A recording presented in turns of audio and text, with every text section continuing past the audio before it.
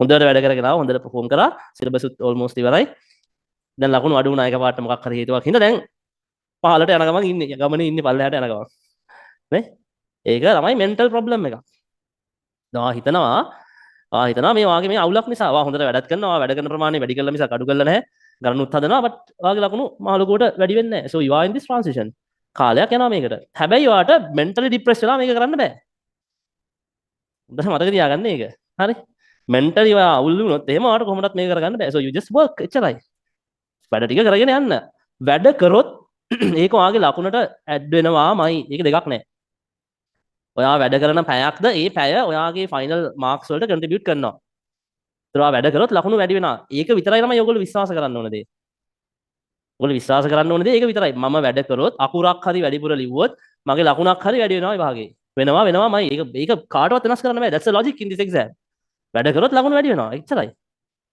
හරි ඒක ඇතුලේ අපි තව productivity වැඩ කරන විදිහ ඒවා තව ඇතුලේ දාගන්නවා. but anyway if you work you will get results. ඒක නවත්තන්න බෑ. ඒක නවත්තන්න පුළුවන් එකම විදිය ඔයා mentally depressed වෙලා ඔයා කරන වැඩ ඔක්කොම ටික අවුල් කරගත්තා. ඔයාට කිසිම satisfaction එකක් නැහැ නේ. ඔයා depressed වුණාම ඔයා දවසම වැඩ කරනවා ඒත් අවුලෙන් ඉන්නේ.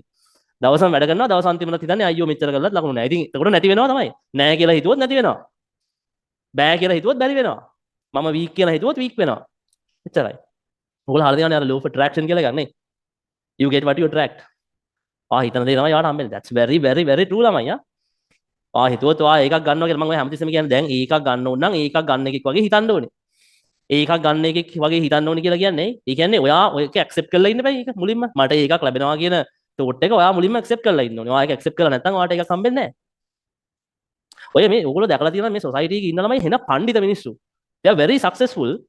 හැබැයි පට්ට පඬිතයි. කියන්නේ වචනයක් දෙයක් කතා කරනකොට අපිට හිතෙනවා මේ මොනවද මේ මු කියන්නේ කියලා. එච්චර පඬිතයි. ඒ මිනිස්සු ඒ පඬිත වෙලා තියන්නේ නැහැ because of their self confidence. ඒගොල්ලන්ට හරි confident ඒගොල්ලෝ කරන දේ ගැන. ඒගොල්ලෝ කරන දේ ගැන හරි confident. ඒගොල්ලෝ දෙයක් පටන් ගන්න ඒක හරි යනවා කියලා හිතාගෙන. ඒතකොට ඒ වගේ ටිකක් පඬිතයි. ඒකෙන් තමයි ඒගොල්ලෝ හරි ගිහිල්ලා තියන්නේ. අනිත් අයට ඒක පොඩ්ඩක් අවුල් තමයි අහගෙන ඉන්නේ හැමෙන් කියන ඒවා. but ඒකට හරි ගිහිල්ලා තියන්නේ ඒකෙන්. ඒගොල්ලෝ මුලින්ම ඒගොල්ලන්ට ලැබෙන දේවල් mentally accept කරලා තියෙනවා.